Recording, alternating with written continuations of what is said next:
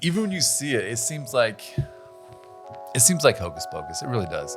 I mean, even when we first started treating TMJ, not through Invisalign, we started treating TMJ. I'm like, well, we can change the teeth and their headaches. No, yeah, and that's nationally known and recognized. And you can change that, but to use Invisalign to do it. My name is Ashish, and in 2020, I have a goal to tell 100 stories. In order for me to do that, I started a production company called Storyventure. Go to growwithstory.com and follow the journey alongside me. Trevor, thanks for joining me. I'm really excited to talk to you and hear from you. So go ahead and tell us who you are. I'm Trevor Murray. I'm a local dentist here in Lafayette, Indiana. I've been in practice for, it's been 24 years. And I have a family. I have 3 kids that are 21, 19, and 8. And as far as dentistry, I love what I do. I've done all kinds of things from, I've done a lot of things, but I used to own a pizza place here in town too. I had a pizza place for about 5 years, and I've had my dental practice for about 24 years. So a lot of different experiences.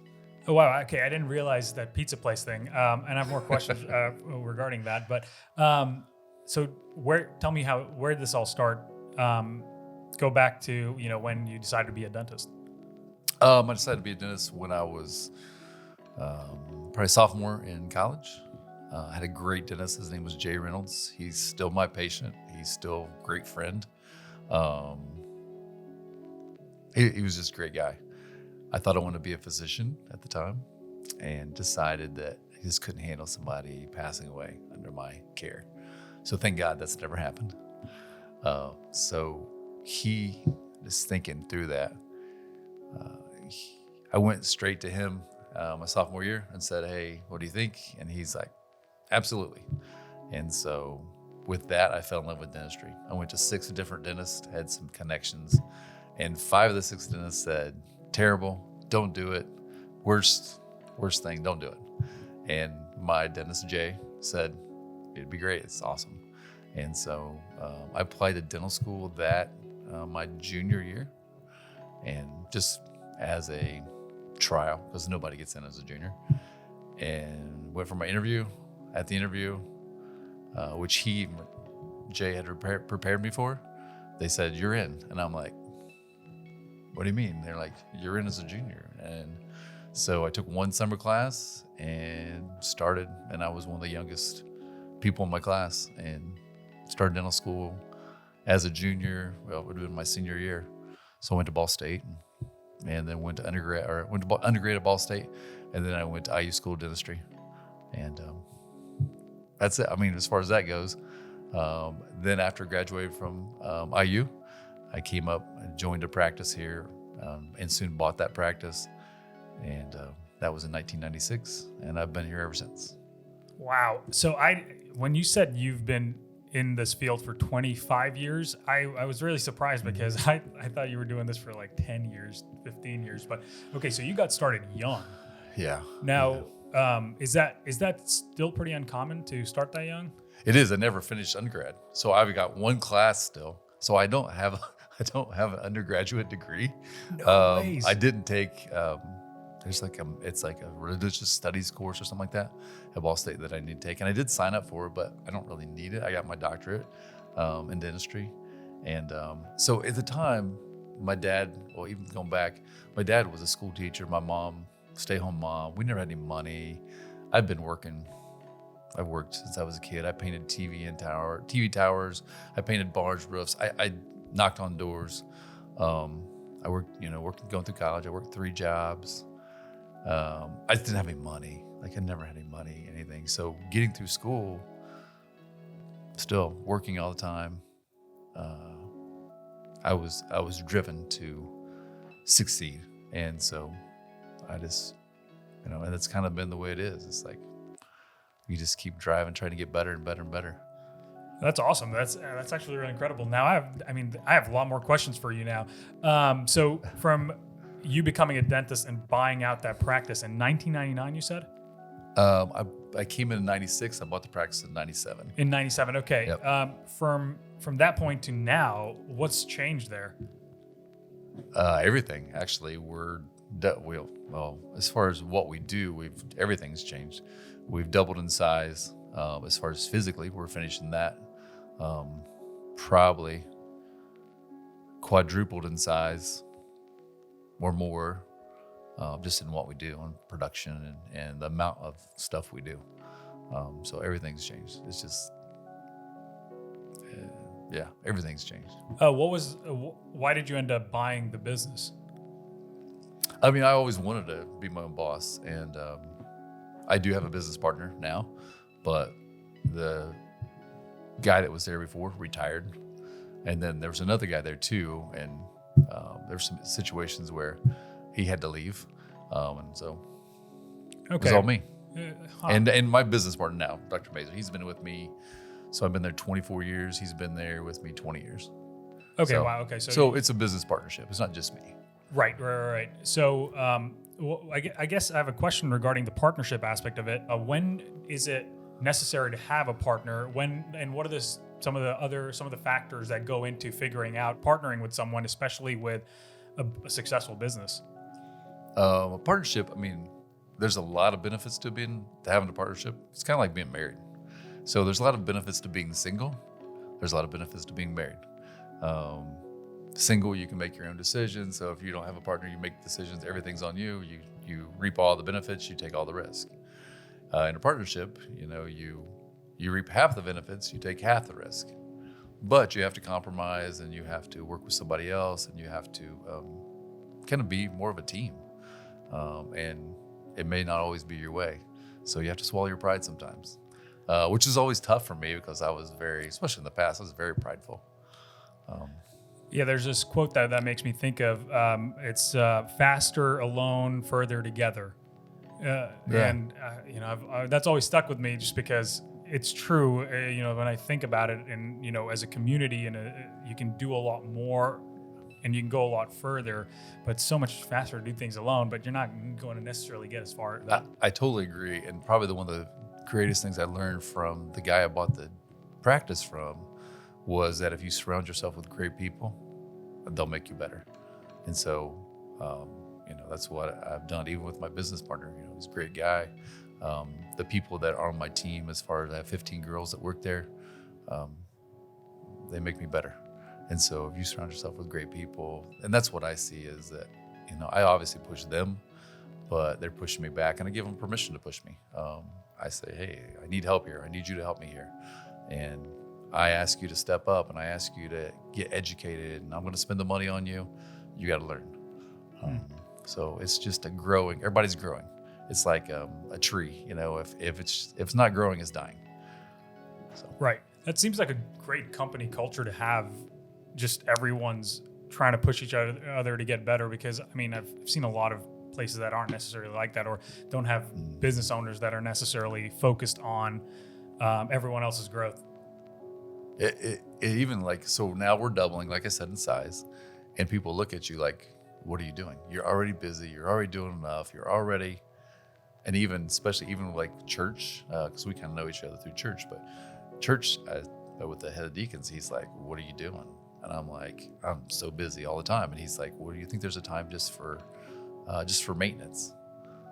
And I thought a lot about that. I'm like, no, there's not a time for maintenance. There's a time for strengthening and growth. And that's what God calls us to do. He doesn't call us to maintain. There's nothing biblical about maintaining anything. It's strengthening and growth. And if you're not growing, then in my eyes, you're dying or failing. So, I plan on growing, and there might be some ways I can manage what I have, but yeah, which some people look at you like you're crazy. Like I'm crazy, I guess, not like you're crazy. And I think it takes a certain personality type to run a business, for sure, especially to be running a successful business. And so I want to kind of dive more into that. You mentioned you had a great work ethic as a kid, just because you grew up with, you didn't grow up with much. And so let's talk about that a bit more. How did that play into where you are today? And I've been working ever since I was a kid. So my grandparents had a dairy farm. I helped them with that. My dad was a school teacher, and we had a painting business in the summer. and you were expected to work. I mean, I can't remember ever not working from when I was a kid. So you were expected to work, you're expected to help, you're expected to make money and save money. And so if you wanted anything, there wasn't Santa brought me an orange and socks for Christmas usually. Oranges and socks. It didn't mean I didn't ever get like a toy or something. But my parents, we had food on the table and there wasn't a lot of extras. I wore hand-me-downs, so forth. But I wanted more, I saw my friend's dad was a doctor and they had all the toys and the big house and, all that kind of stuff. And I'm like, I want more, and so I was driven to, which, whether it be good or bad, I was driven to say, hey, I want more. But I think the bottom line is I just wanted more out of life as far as, I thought I wanted stuff, but I wanted to contribute. I want to make a difference, and then I found out the stuff's really not important. I had a lot of stuff, but there's not a lot of value in stuff. But when you go change lives and make a difference in lives, so it kind of changed over time. I was driven to make a lot of money and make myself look good. But over time, it changes to, not that I don't want to make money. There's nothing wrong. I don't think there's anything wrong with money, but there's much more value in other stuff. So, yeah, that's a good point you make there. And that's honestly something that I struggled with earlier on as well, because earlier on I wanted to make as much money because just for the sake of money. And very quickly I realized that that's a very futile, it doesn't lead anywhere, because ultimately there is no value in stuff. It's what, everyone puts value into, and you get there and you're like, okay, well, this is not as, great as I thought it was going to be. So, for me, just getting to that process, man, that was a hard process because there was a lot of learning there. So how was that process for you from when you realized, hey, like I want a lot of stuff too? Well, I think there's more to life than just that. Wow. I think that's something I'm still learning. Even though I talk about it, I think it's still a challenge. I mean, I think, because I'm so driven, like you're like, okay, well, what's the next thing? Well, I want a jet, or I want this, or there's comfort things, or I want more time. So there's a thing that you do want, but it's not at the risk of, taking care of other people and taking care of your family and time. And I think that's the balance of, especially with kids, like you don't want to miss that. Yeah, I think families, that's it. I mean, and you probably said you have kids, right? Not yet. Oh, I thought you did. Okay. No, not yet. Okay. I have a sister who's 13 years old, so I guess we have a teenager. But so we skipped 13 years. So you'll see. It just, I would say, just like right now, enjoy not having kids, but cherishing your wife, cherishing those relationships.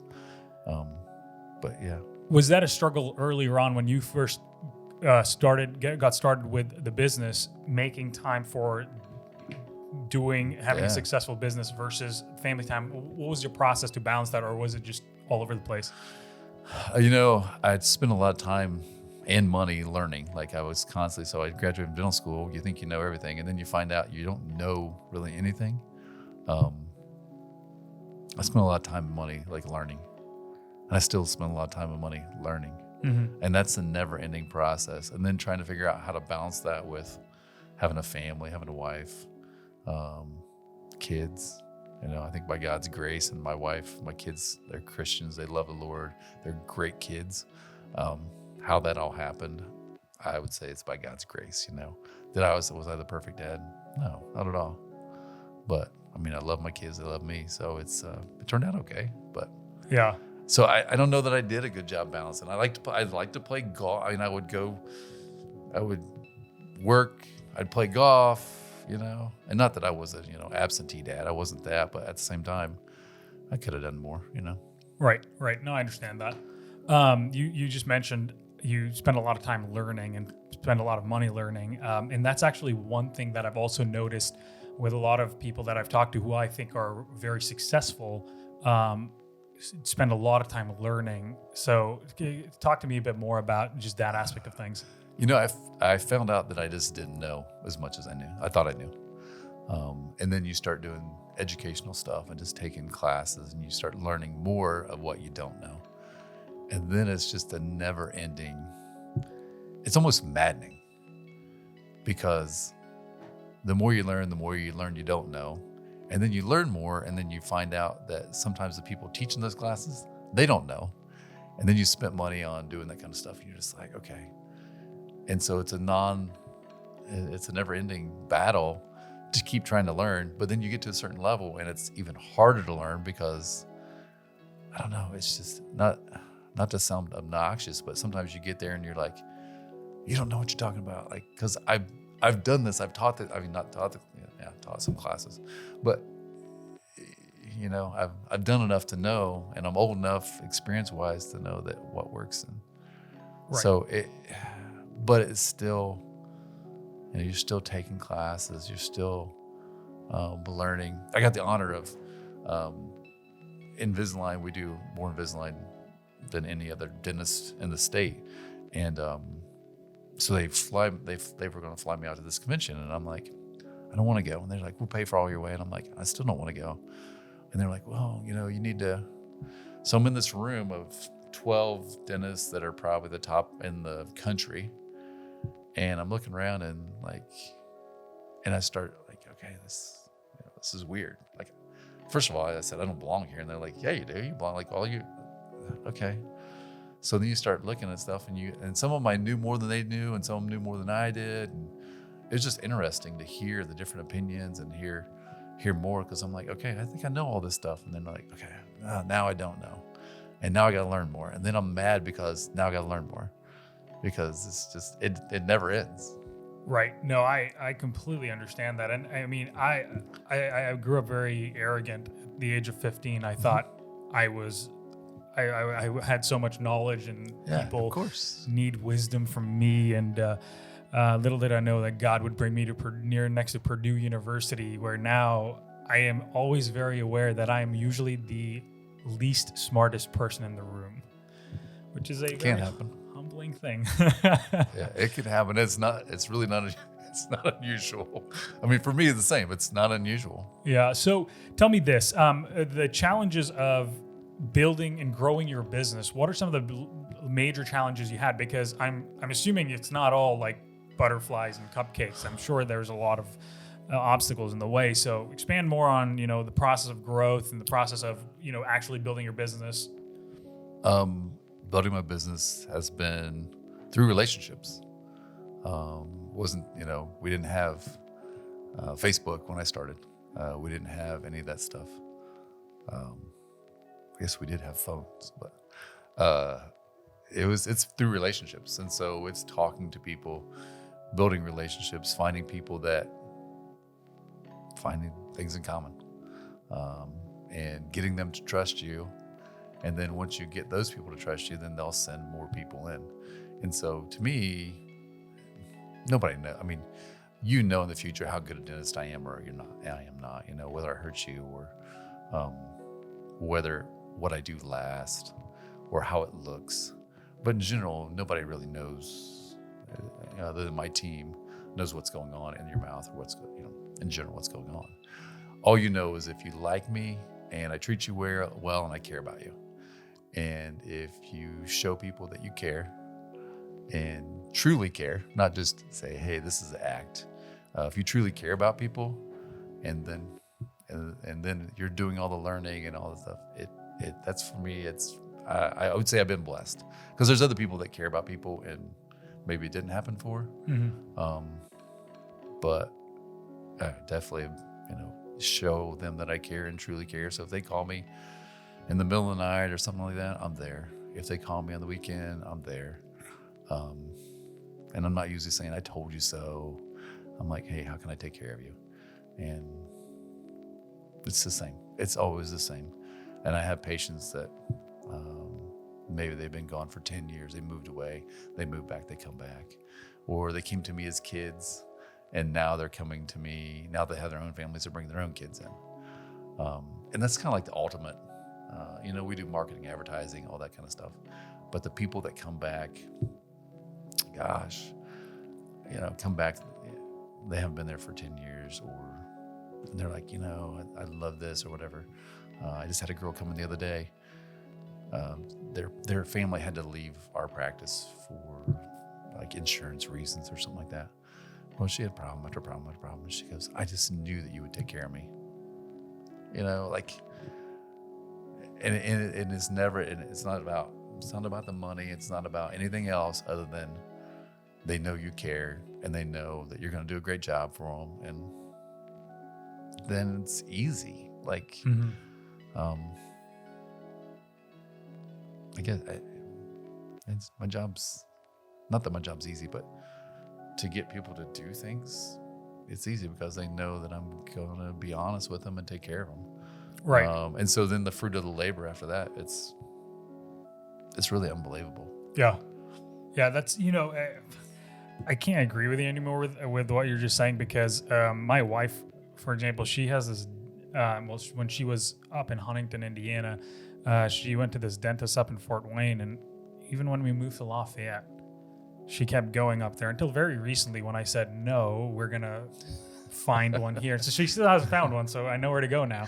But it is amazing just if you are treating your customer well, that even if they sometimes move out of the area, they're going to come back to you. Or they may move out of network, or there may be a cost factor. They may think, well, I can save more money. I'm not the cheapest in town. I'm not the most expensive. But they may say, well, I can do this or I can do that. But it usually doesn't turn out well not because other dentists are bad. It's just sometimes people just don't care. I mean, and that's with everything. That's not just.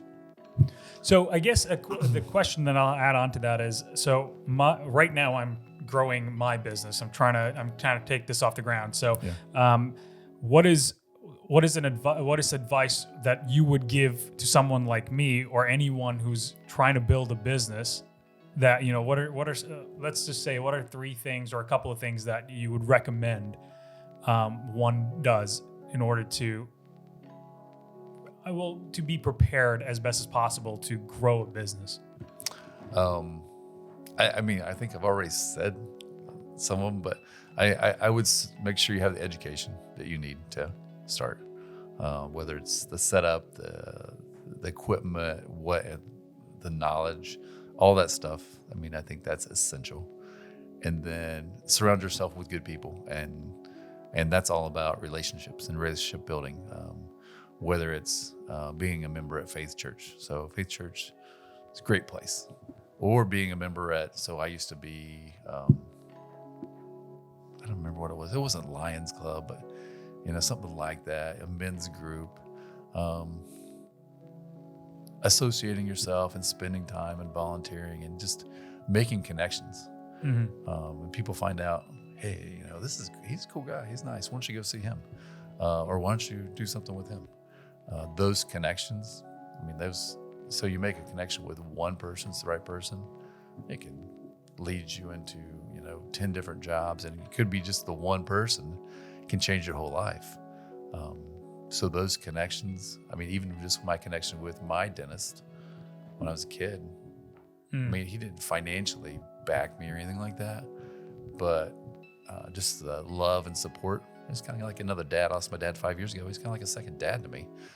He's there for me. I'm there for him. Surround yourself with people and investing in people. I think that's a good thing. I think it's essential. And then just hard work. I'd say that's the last thing, is like, you have to have the drive. If you think it's going to come to you, it doesn't. Something so I wanted to do cosmetic dentistry, and we did cosmetic dentistry I've had like famous people, can't really say, but like Miss USA, Miss Indiana. I've had a couple Miss Indianas. I had a couple, we had Pacemates. We were their sponsor. We were the dentist for the Pacers. We're the dentist for the Purdue Athletics. So I've seen and I've been around people. But those connections, the hard work, the drive. I don't know where I was going with that. I kind of lost my track, but I would say the connections to people. But that's hard work, and just showing up. something's interesting, and we talked about Tesla before we started talking. Something interesting about Tesla is they showed up where people didn't expect them to be. So if you think about Tesla, they showed up at a shopping mall, and you're like, we're going to go look at cars at the mall, at, the fashion mall in Indy. Where else do you go to the mall and there's a car dealership in there? That's a good point. You don't. So what we did back in the days, and we haven't done it recently, we're going to get back into it, is we showed up at the bridal show. Oh, that's a great idea. So why would a dentist show up at a bridal show? Who would ever think of that? Well, we did, because brides, their moms, their family, they're all going to get ready to take pictures that are going to last a lifetime. So they want their teeth to look good. They want their smiles to look good. So we got a lot of patients from bridal shows. We went to the business expo, the local business expo. Well, there's a lot of other businesses and business owners. They're all presenting themselves. They're all want to look good through their customers. And so I got a lot of business from other business owners.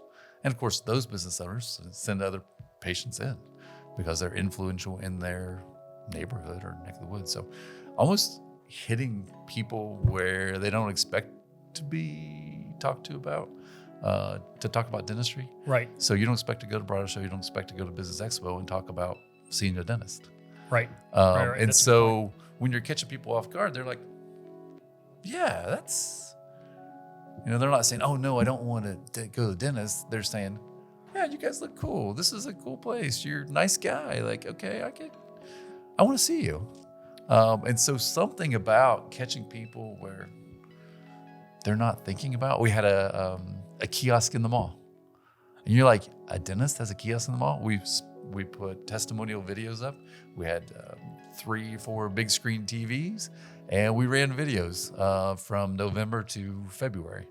I think we did it a couple years, and people were like, are you kidding me? But all that brings attention to, hey, these guys are the cosmetic guys. They make smiles happen. There's all kinds of things, but all that comes from drive and determination. Because if I'm the best dentist or cosmetic dentist in the world, or I can fix migraines, nobody knows, and nobody really cares unless they see you or meet you, and they're like, oh yeah, you can help me. I'm like, absolutely. Yeah, that's a good point. Being in front of your customer and probably, kind of, as you just mentioned, also being in places where you're the only type of industry that they see there. That's a good point there. Man, I gotta start figuring that out now for myself. Okay, so you mentioned earlier, and I just didn't know this, you owned a pizza place? Yeah. Talk to me about that. Bob Smith, but I can blame it on Bob Smith. So Dr. Bob is the founder of Christian Counseling. I don't know if you know him, but he is one of the guys. So Bob's a friend of mine. I was in a church group or point man group at the time, and had this idea, I want to open a pizza place. He says, well, why you want to open a pizza place? I said, I think it'd be fun, but my nephew needs an opportunity. My nephew was 25 years old, great kid, lost his mom when he was 16, never really knew his dad. He just needed an opportunity. And I'm like, this will be fun. So Bob Smith said, I just don't know about the financials. That's a lot of money to put out there. And he says, well, what's a soul worth? I said, well, that's not a fair question because there's money involved. He's like, really, Trevor, if it changes his life and he comes to Christ because of it, is it worth it? I'm like, okay. So all my other advisors, all my other people around me, and I hire people to coach me. I've hired people to, I've got a lot of coaching. I've paid for people to help me get there. I didn't mention that before, but they all said it's a bad idea. Pizza places, restaurants, they all fail. They don't work. But Bob said, hey, let's do it for Christ. And I'm like, all aboard. And so that's what we did. And in that, I don't think it failed. It worked. I was able to pay it off. I was able to, I had it for 5 years. My nephew eventually, I worked it out so he would eventually buy it at a really cheap price. And he decided after 5 years he didn't want to do it. But it's tough working with family, somebody that you love, you don't want to fire them, but then it's hard to discipline them too, because you have no control over a 25-year-old man on how he's going to run your business. So it was just a tough time, a big learning experience. Would I do it again? You didn't ask that, but I think no, I would never do it again. But I learned a lot, and so it turned out okay, but it was a really unusual and tough experience. I bet, yeah, that's. I bet you learned a lot learned out of that. One of the things you mentioned earlier was the advisors around you, and for some reason I feel like I'm a quote machine, because I keep thinking of all these quotes that just with all the books that I've read, and I think the quote is, "You are the average of the 5 people you're around." And I mean, that's held very true for me, and ever since, I don't know what book that was in or where I read they all run together for me. If you start reading books, it all runs. That's like, I have no idea, but I wish like there was just one book that consolidated everything. Maybe I'll start a t-shirt store. You should write that book that consolidates things. All the major quotes and sell them on t-shirts. Yes, and that's been really true for me, and because of that, I've sought out people who are older than me, wiser than me, and I mean, part of the reason I'm also doing this podcast is because I get to sit down with people who are way ahead of me, because there's just so much experience there. I mean, regardless of what industry you're in, if you've lived life and if you're doing something worthwhile, I think you have a lot of good experiences. And so maybe I'll publish that on a shirt. I do have a guy for you. So to interrupt that, I have a friend of mine who is, he must be 80. He is Orville Redenbacher's first popcorn grower, and he still grows popcorn. He's sick right now, but he would be somebody cool. Like I love sitting and talking to him. He'd be somebody cool to interview. Yeah. He's sick, but if he can get feeling better, he's an amazing guy. He's just an older farmer guy, but he's on Orville Redenbacher came in and made a commercial of him and his granddaughter at the farm where he's delivering Orville Redenbacher farm on a tractor in a local neighborhood here in Lafayette. Really? Where they use that. He's from northern Indiana, but they came to Lafayette and filmed it, and he's just an amazing guy. So I agree with what I'm saying is I agree with you. Is just the experience of talking to people who've lived it, who know it, who are successful. It just gets you. To me, it's exciting. It's just I'm like, I could sit and talk to you all day. People like that. Of course, he reminds me of family too, because of farm and background, but. To see people that are successful, I love talking to people like that. Oh yeah, I love talking. I love hearing their stories. I mean, that's one of the reasons I started picking up all these business books. Was just primarily because of that. In fact, what got me started was this book called Rich Dad Poor Dad.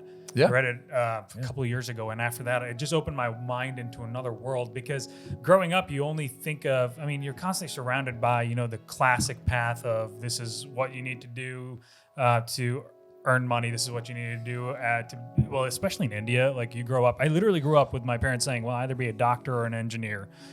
And I was like, okay, I'll be an engineer. And then just the last year of high school, I was like, I'm going to go into film. And I really threw a curveball at them.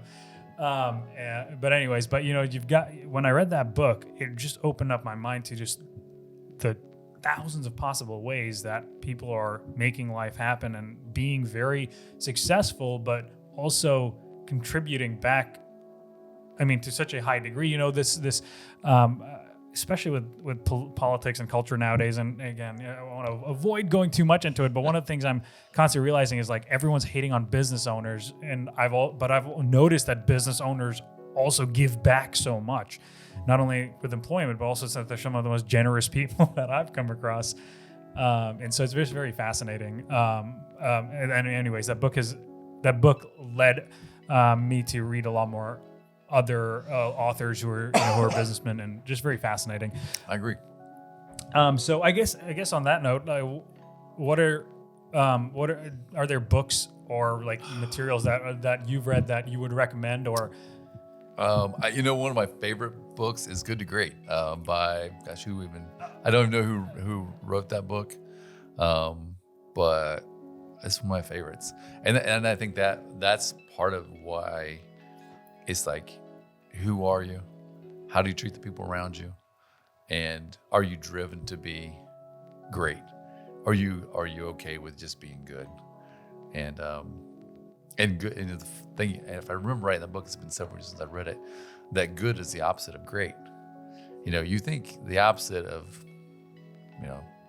great would be bad or terrible or whatever, but good is the opposite of great, and it's totally in opposition to great. So if you get content and you're like, well, I'm good, then you're never going to be great. And so I guess that really hit home with me. And the other book that probably is one of my favorite books is not a business book, is Case for Christ, Lee Strobel. That's something that kind of solidified my walk. I believed, but I believed in Christ, but I didn't really know why, and I couldn't really defend it. So Case for Christ that's a good book too, but not a business book. No, I think that there's a lot of, I think it's important to have the foundational values, especially going into business, because you're going to struggle with a lot of things because, well, one, at least for me, I was dealing with, I want to make a lot of money. How do you deal with people? How do you do a lot of these things? And if you don't have the foundational values, you could really end up screwing things up really bad for yourself or someone else. And I guess there's this level of accountability because you're not just working for yourself, you're working for something greter. In this case, you at least hope so. Right. And so, I read a lot of books on theology, and I struggle with, when I'm doing business, I struggle with a lot of things, just because, you want to constantly, at least for me, I'm very revenue minded. Like, how can I increase my bottom line? Mm-hmm. And that comes at the price of a lot of times, like how like I'm going to gyp my customer, right? And you're not going to create a lasting business like that. Right. It never works that way. No, never works well that way. But for some reason, like that's you always, when I first got started, like this was 5 years ago, I thought it was like a win-lose, like, someone has to lose in this, but it's not really like that. I'm sure you probably know, you help your customer win, you will win at the end of the day. Exactly. I totally agree with that. Right.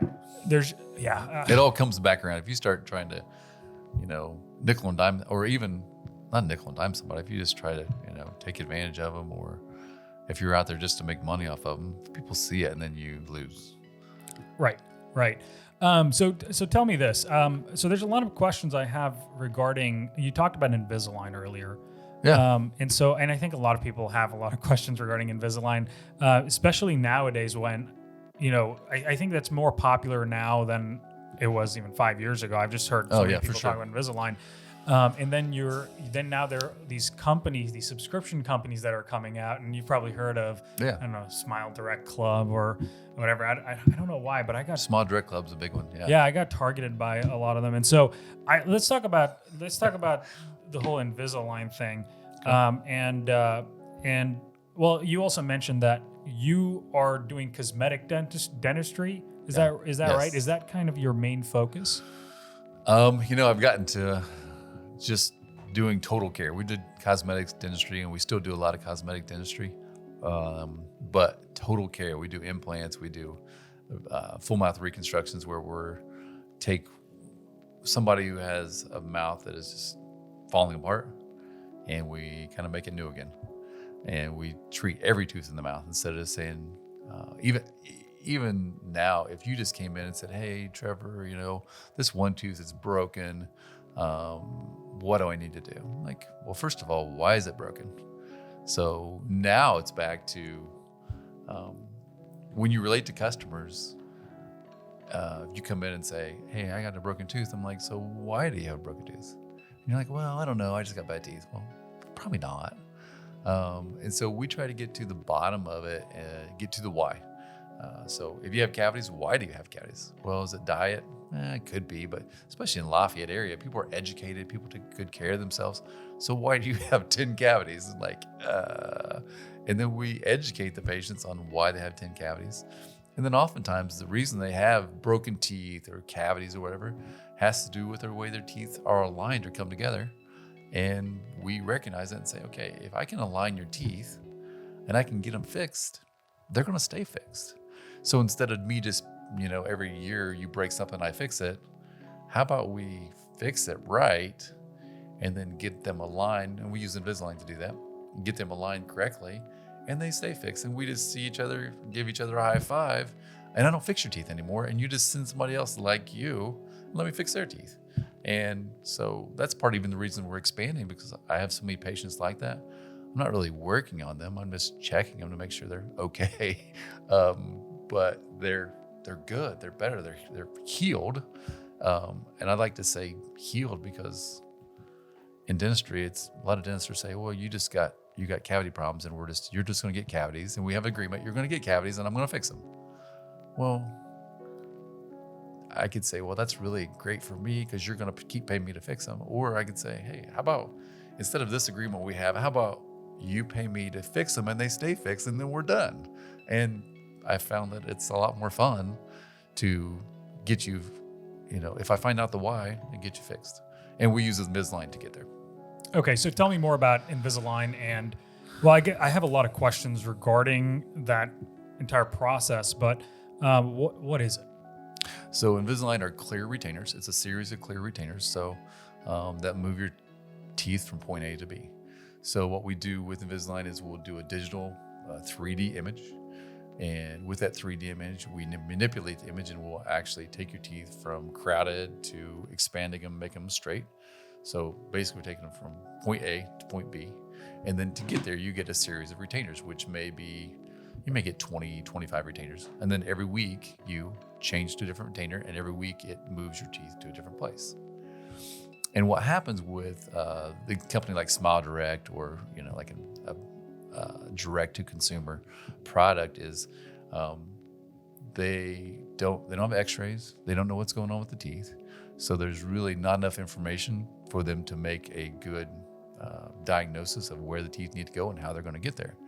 And so what happens is, which we had a patient like this that did Smile Direct, what happens is they move the teeth and then there's issues or problems like the teeth were moving and they started to come out. And the patient's like, what in the world's going on? I'm like, okay, so what you need to do is you need to go backwards to your trays and take you back where you started and then ask Smile Direct for your money back because, and Smile Direct was actually nice enough to return this patient's money, which is great. And then we fixed it correctly with Invisalign and the patient was okay. I mean, she's in the process now, but she's okay. And so, and it's not just an isolated case. It happens. And there's several lawsuits against Smile Direct. I think Invisalign's been in business like 15 years. I think over the 15 years, they've had maybe 4 or 5 lawsuits. I think in the year and a half that Smile Direct's been open, I don't know how many. They have a lot more than that. The state of California just filed suit against them. I say just probably 6 months ago filed suit against them, and so they're facing a lot of scrutiny right now because they just don't have enough information. Right. Because they never see it. They don't even physically see the patient. So what is the process of, say I come to you and I need Invisalign? What's the process that you take them through? First of all, we ask you, why do you need Invisalign? So why do you think you need it? And you'll tell me, I have crowding, or I'm breaking my teeth, or I have headaches or migraines, something like that. And which that headache and migraines, I shouldn't add that in because most of our patients don't come in thinking they need Invisalign. They just have headaches, and we say, hey, we can fix you and make you better.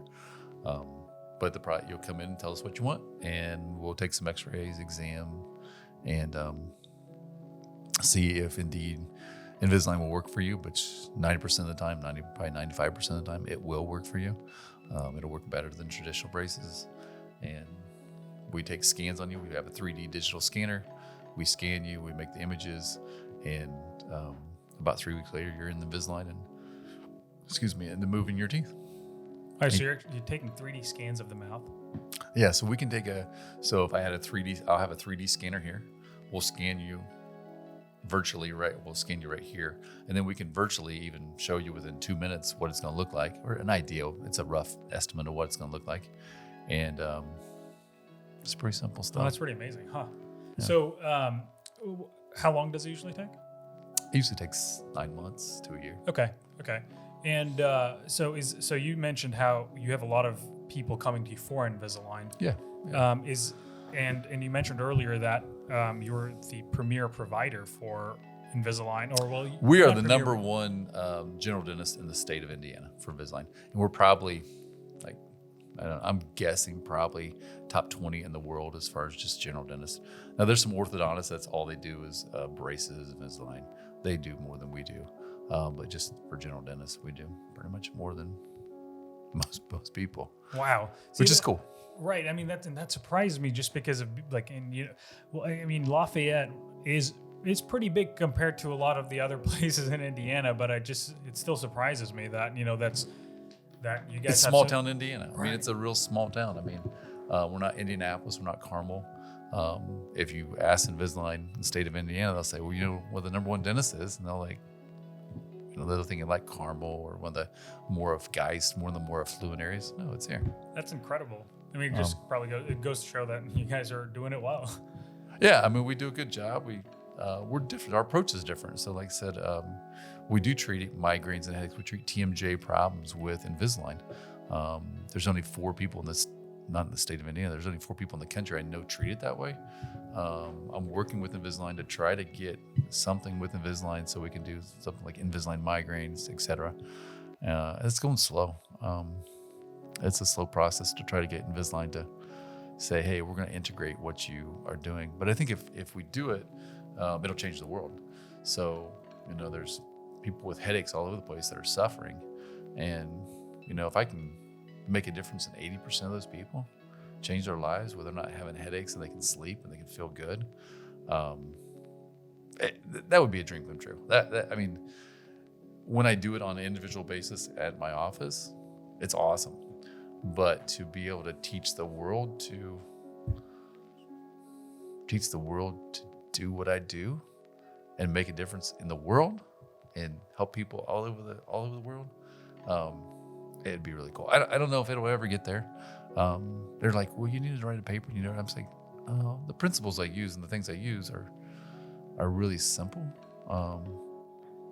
So I guess I don't want to be taken advantage of, but at the same time, I'm working with them with Invisalign right now. There's a guy in Germany that does something similar to me, but he said, it's so complicated, I can't teach the general dentist how to do it. And I'm like, it's so simple.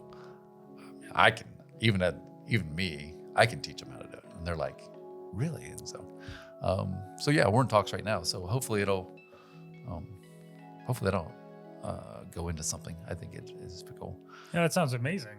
I mean, the fact that you can have an impact on more than just Lafayette, you can, really do a lot more. It's really cool. We've had patients from California. We've had patients from Florida. We've had patients from, Baltimore. Who else? I don't think I've had any from other countries at this point, but all over the United States. Well, I guess if you have Purdue students or if I walk in. Yeah, but I'm talking about people that actually fly in to see you, or they're taking scans, or we're doing something long distance. Yeah. Yeah, I've seen patients from all over the world. I have patients from all over the world just because Purdue has a lot of international students. Right. We have a lot, of patients like that. I have people from all over the world, obviously, and just because it's Lafayette, but people that actually fly in to do it, you're just like, wow, that's pretty cool. Yeah. So as far as the future for your business, you just kind of mentioned how you're working with Invisalign, but what about Allure Dental, right? Yeah. Is your company, am I saying it right? Is it? Allure Dental, you got it. Allure Dental. What's the future look like? Because I know that you guys just doubled in size with your building, and that's in progress. But what else is in the future for you guys? That's a good question. It depends on, I'm always growing and always wanting to grow and do more. But there is a limit. There is a limit to doing more. It may be to the point where someday we have other practices. Right now we're growing what we have. We're doubling in size. And, we've talked and I've looked at different practices to buy, but it's the management thing. Especially I learned from the pizza business. It's really hard to manage things and make it like you want it if you're not there. So that's I probably the reason I don't have other practices is because of the pizza business, because it just is hard to have other people have the passion you have. It doesn't always transfer over. Right. So the future, man, it'll be interesting. It'll be interesting. We've got some really cool things. We had Purdue ask us to be their dentist about 2 years ago. That was quite the honor. I mean, when that all came down, I mean, I cried because, and it's weird to cry over something like that, but I cried because it was something I didn't chase. It was, a lot of things I've chased and like, okay, I want this, I want this, I want this. This was a call that said, hey, we'd really like for you to be our dentist. I'm like, really? He's like, yeah, we've heard a lot of great things about you. We want you, we want your technology, we want what you do. For athletes, we want the best. And I'm like, and when that all came down, of course, Purdue is so well respected and just, athletics, and they're top, I see they're top notch. And for them to say, we recognize you, that you do a great job, and we want you to take care of our people. And I didn't say, hey, would you please let me be your dentist? It was incredible, that honor. And so I don't know. Sometimes you think you reach the top, but at the same time, you can't. You got to keep growing. So I don't know. That's a good question. I really am not sure. Would be the best answer is that I'm not sure what the future is going to bring. Yeah. But I'm excited. You guys are growing. It seems an exciting time. So I got a couple of questions for you, I guess, that are, if say I am someone who's looking for a dentist, right? What are some of the things that, I'll just be kind of clear up here. I haven't gone to the dentist in 6 years, ever since I touched the United States. Well, actually it's, 6 years. No, that's a long time. Yeah. And you have a nice smile. It looks thank good. you. Thank you. Yeah, I was told that I needed braces a long time ago. And I said, do I really? He said, well, for aesthetic purposes. And I thought, I just don't care about myself that much right now. But you look good enough. I think it's the hair. It distracts from the. Exactly. So I obviously am very aware that I need to go to the dentist because I have wisdom teeth that need to be removed. I have just a host of issues that I constantly come across, and I'm like, okay, I'll get to it at some point. My teeth aren't falling out right now. However, so I am ripe for being educated. Sure. So what are some of the things that people ought to be doing, with their teeth or going to a dentist? Because I hear, all sorts of sort of advice everywhere. Sure. So what are things that, hey, if I'm just coming to you, is like, I need help. What are basic things that I should be doing? Okay. Well, I would start out with trying to find a dentist that you're comfortable with. And when I say comfortable, I would want you to find a dentist that is not just there telling you everything you need. A dentist that is developing a relationship. When I say developing a relationship, so you come in, we sit down and we talk about, okay, you haven't been to the dentist for 6 years. What do you want? If you just want healthy teeth, great, you want healthy teeth. If you want cosmetics, if you want them to look prettier, or if you're having headaches, we'll address whatever you want. So basically, it's why did you come to see me, and how can I help you? It's pretty much with any business. It's like, why are you here, and how can I help you? And then when I find that out, then it's all education. So basically, the way I work, you come in, it's my job to educate you. If you have something that needs to be fixed, this is why it needs to be fixed. This is how we fix it. This is what's going to happen if you don't fix it. And it's straight up education and communication. And I think that's where the world lacks, is education, communication. It's more like, hey, you got a cavity. I need to fix it. You need it fixed. Let's fix it. And you're like, okay. I totally hate that approach because there's no responsibility on either part. It's just like, yeah, we're just patching whatever you have. We find out, hey, why do you have a cavity? How do we fix it? Do you want to fix it?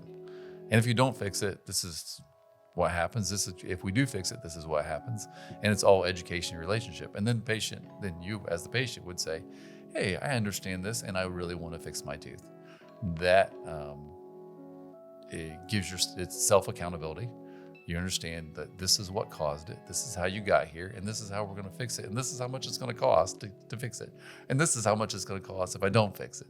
So if you came in to see me, it's going to be education, education, education.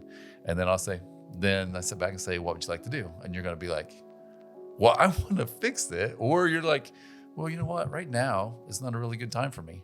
What can I do? Can I wait a little while? Like, okay, you can wait a little while, but this is what's going to happen if you wait. And this is how much it's going to cost you if you wait. And you may say, great, then I'm waiting. Or you may say, wow, that makes sense to me that I need to fix it now and do it. So it's all about education and then choices, because essentially I work for you as the patient. So even though I'm self-employed, you're my employer. That makes sense. Okay. Oh, well, I need to definitely come in at some point, because every day I think I'm probably doing something really bad to myself by not getting a check. Well, the thing is just kind of like business. It's the unknown. So you're not coming in and having to get work done. Not that I don't care, but I don't care. I don't care if you do the work, as long as you're educated and you're making your own decision based on your education. Right now, you're just living in ignorance that I might have something or might have not have something, and you don't know if by procrastinating that it's going to cost you. If you do it now, it's taken care of and it may cost you $500. Mm-hmm. But if you don't do it, right, and you don't know, it costs you $2,000 later, and you're like, oh man, I just wish I would have known, mm-hmm. and then I would have done something. And so to me, it goes back to educating yourself on what's going on. Yeah. And that's kind of what we talked about, just education.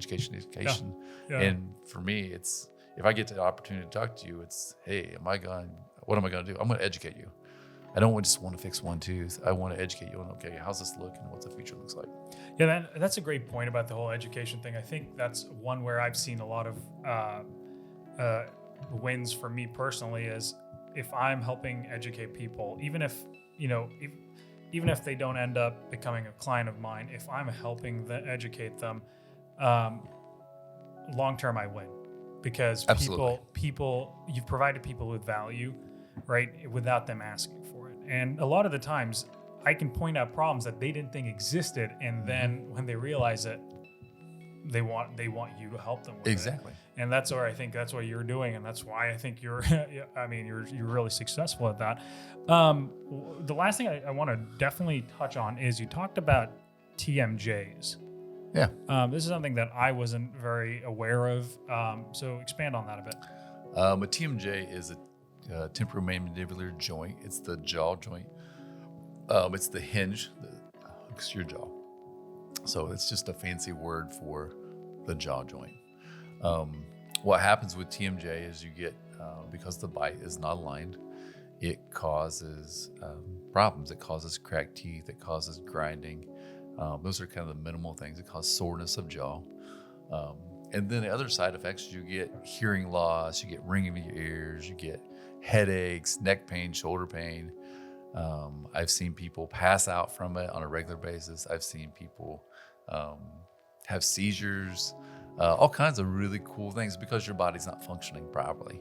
So what happens with the TMJ is that, so if you sprained your arm or hurt your arm, you just put it in a sling and you just stop using it till it heals and gets better. Well, if you damage the TMJ joint, or the joint that serves there, you can't stop. You got to eat, you got to talk, you got to breathe. You're going to use that all the time. So it never is allowed to heal and get better. And so what we do is we use Invisalign in this case to relax and heal the joint and make it better.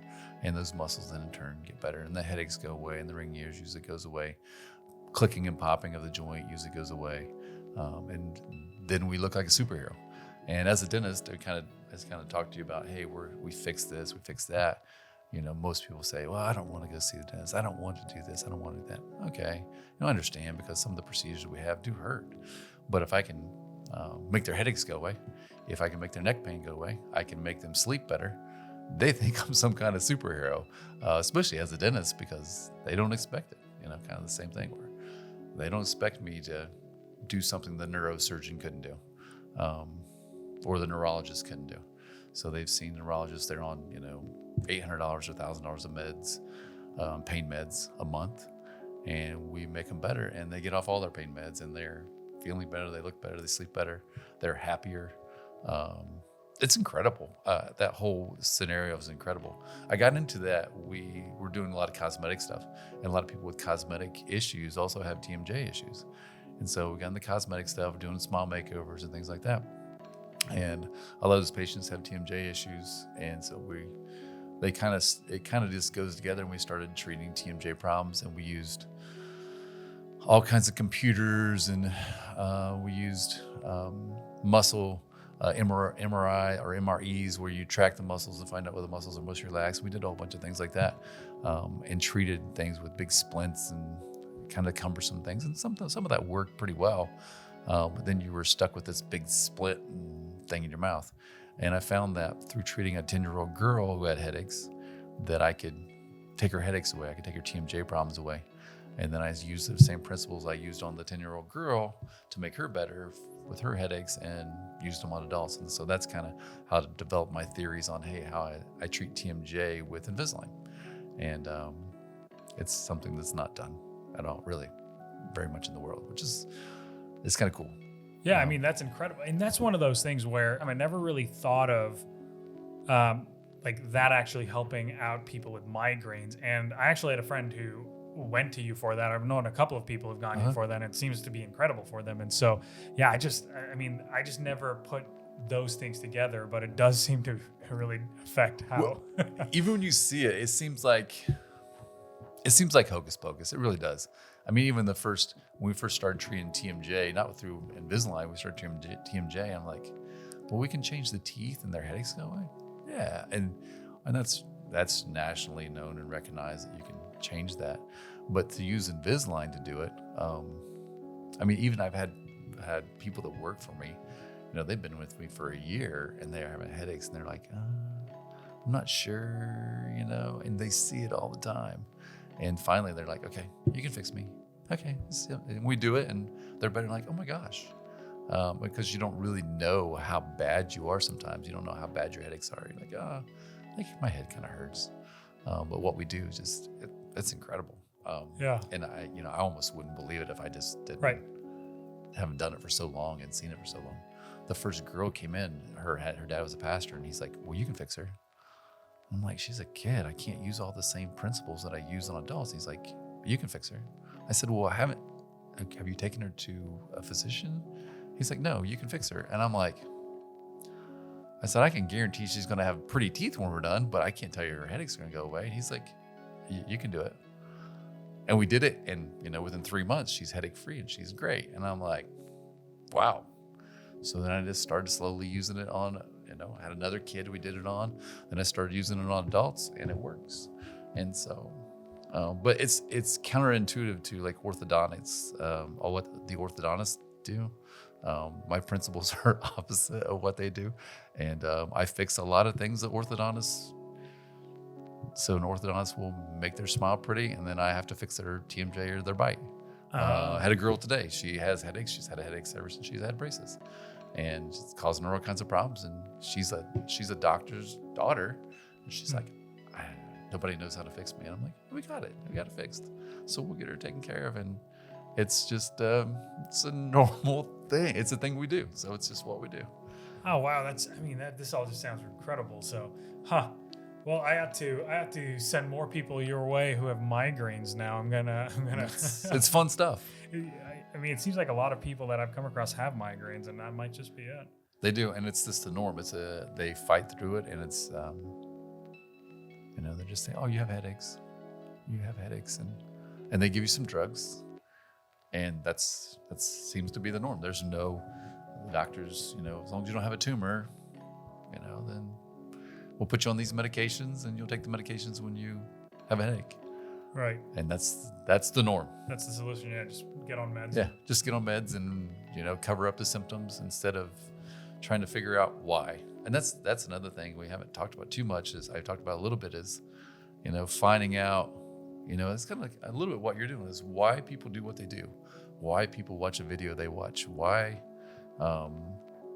And I've seen Simon Sinek. Have you seen his Yeah. stuff? I love the guy. So Simon Sinek is all about the why. Yeah. It all circles about the why. And I think he's got it there. I mean, if you can find out somebody's why, find out your own why do you do what you do? It's life-changing. And that's with patients. Okay. Why do you have headaches?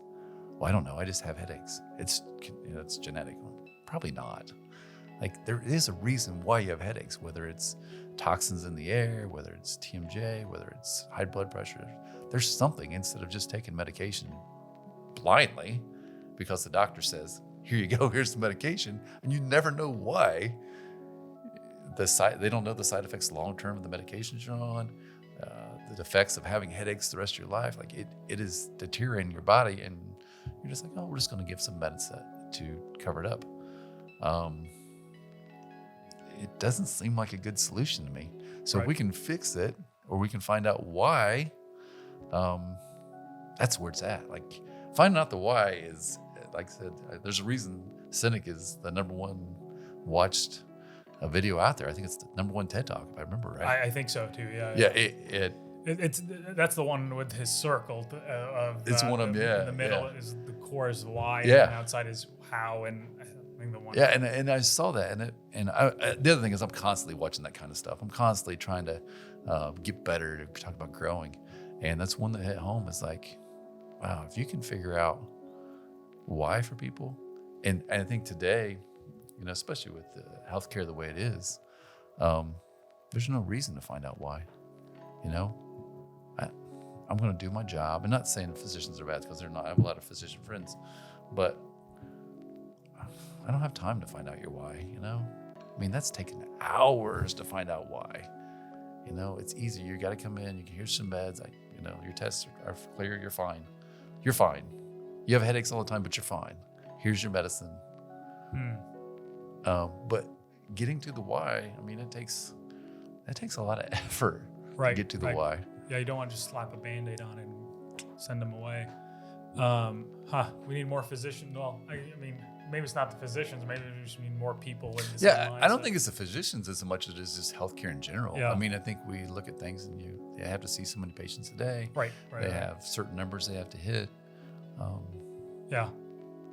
It makes it hard. I mean, it's a hard job to do what they do and not be able to fix something. Like, I can't imagine going through and seeing sick and not be able to actually fix anything. Right. Yeah, you seem to be in a job that you love doing. And I love it. That is it. I love it. I love what I do. It is, it really is amazing. I'm not saying every day is, roses, but in general, I love it. Yeah. So. Oh, that's awesome. Okay, so for people who are watching this and are interested in working with you, how do they find you?